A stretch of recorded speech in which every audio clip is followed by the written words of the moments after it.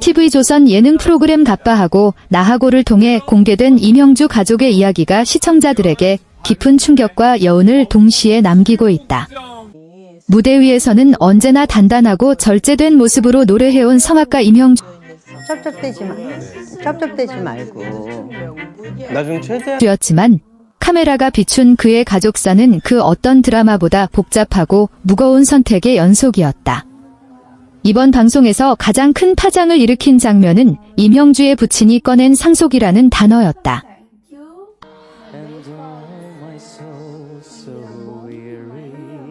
알려진 바에 따르면 부친은 약 500억 원 규모에 달하는 재산을 아들에게 상속하겠다는 의사를 내비쳤다. 단, 그 제안에는 결코 가볍지 않은 조건이 함께 따라붙었다. 단순한 재산 분배의 문제가 교수님은 왜 안 드세요? 저는 바나나만 먹어요. 맛있다. 아닌 삶의 방향과 가족의 질서를 다시 정의해야 하는 선택이 요구된 것이다.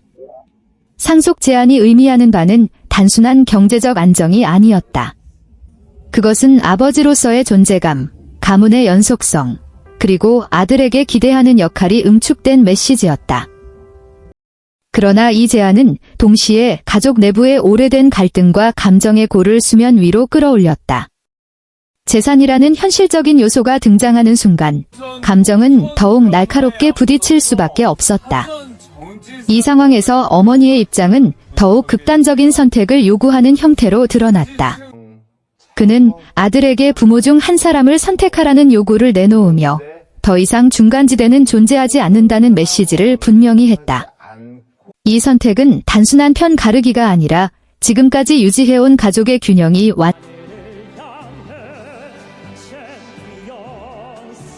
완전히 무너질 수 있음을 의미했다. 이명주는 그 중심에 서 있었다. 한쪽에는 아버지의 제안과 책임, 다른 한쪽에는 어머니의 상처와 요구가 놓여 있었다. 그는 어느 쪽도 쉽게 외면할 수 없는 위치에 있었다. 예술가로서, 그리고 아들로서 살아온 그의 인생은 늘 타인의 기대와 자신의 신념 사이에서 균형을 맞추는 과정의 연속이었지만, 이번 선택은 그 무게가 전혀 다른 차원에 있었다. 방송을 통해 드러난 이명주의 태도는 조심스럽고 절제돼 있었다. 그는 재산의 규모나 조건 자체보다 그로 인해 가족이 다시 상처를 입게 될 가능성을 더 크게 바라보고 있었다. 상속이라는 단어가 가족을 갈라놓는 도구가 되어서는 안 된다는 그의 인식은 오히려 재산보다 관계를 우선시하는 가치관을 보여주는 대목이었다. 첫 번째 옷이 항상 입는 검정색 턱시도. 저분 누구세요? 이 장면이 시청자들에게 강한 인상을 남긴 이유는 이 이야기가 특정 가정만의 문제가 아니기 때문이다. 부모의 기대, 자식의 선택, 그리고 돈이라는 현실적인 요소가 얽히는 순간 많은 가정이 비슷한 갈등을 경험한다. 다만 이명주의 가족사는 그 갈등이 극단적인 형태로 드러났을 뿐이다. 전문가들은 이러한 상황에서 가장 중요한 것은 선택의 강요가 아닌 관계의 회복이라고 지적한다. 재산은 분배할 수 있지만 한번 끊어진 신뢰와 감정은 되돌리기 어렵기 때문이다. 부모가 자녀에게 선택을 요구하는 순간 그 관계는 이미 조건부 사랑으로 변질될 위험을 안게 된다. 이명주 역시 이러한 점을 누구보다 잘 알고 있는 듯 보였다. 때는 언제나 빛나는 공간이지만은 않다. 성악가 이명주에게 무대는 삶을 지탱하는 이유이자 동시에 가장 투자를 했고요. 특수관계로 부모가 아니라면 아마 이 제작자가 잘생겼어요. 너무 이게 정직하시다.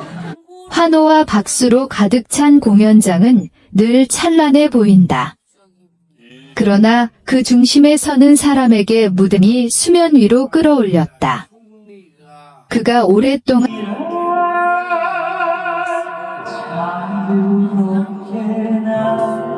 견뎌온 것은 바로 무대 공포증이었다.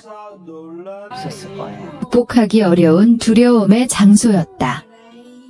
최근 방송된 아빠하고 나하고를 통해 처음으로 공개된 그의 이야기는 화려한 이력 뒤에 감춰져 있던 지난 10년의 시간을 삼성 영상사업단이라고 지금은 없어졌어요. 99년 통제할 수 없을 만큼 빨라진다. 머릿속은 텅 빈 상태가 되고 익숙했던 음정과 가사조차 한순간에 무대 공포증은 흔히 말하는 긴장이나 떨림과는 전혀 다른 차원의 문제다. 수많은 시선이 집중되는 순간 숨이 막히듯 가빠지고 심장박동은 스스로 발표했을 때는 무엇보다 이 질환은 치료를 통해 완전히 사라지기보다는 관리하며 평생을 함께 살아가야 하는 특성을 지닌다. 임형주 역시 예외는 아니었다.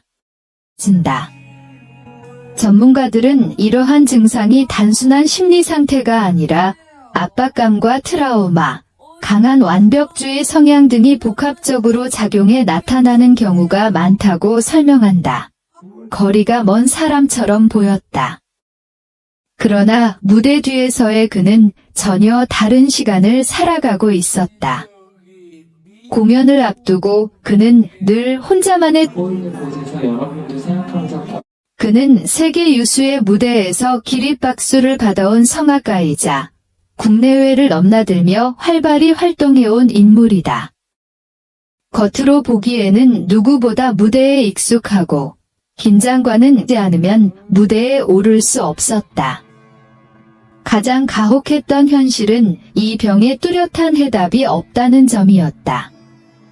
병원을 찾았을 때 돌아온 결론은 단순하면서도 냉정했다. 기도 있을 테니까 여러분들은 제가 준비 시간을 길게 가져야 했다.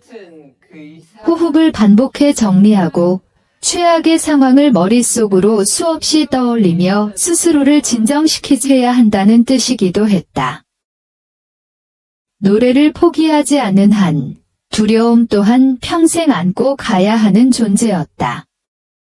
이 사실은 가족에게도 깊은 상처로 남았다. 완치를 기대하기는 어렵고 스스로 조절하며 살아가는 방법을 익히는 수밖에 없다는 것이었다. 이는 곧 임형주가 앞으로도 무대에 설 때마다 같은 공포와 네, 현명한 선견지명이 있어요. 사실은 매번 무대 앞에서 자신과 치열하게 싸우고 있었다는 진실은 가족의 마음을 무너뜨리기에 충분했다. 방송 촬영 현장에서는 특히 어머니에게 아들의 고통은 쉽게 받아들이기 어려운 현실이었다.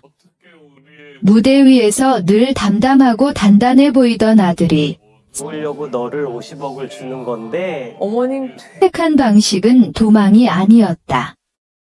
그는 무대 공포증을 없애려 애쓰는 대신 그것을 받아들이고 공존하는 길을 택했다. 정의 무게가 고스란히 드러났고 분위기는 한순간에 가라앉았다. 결국 제작진이 촬영을 잠시 중단할 정도로 현장은 깊은 침묵에 잠겼다. 임형주가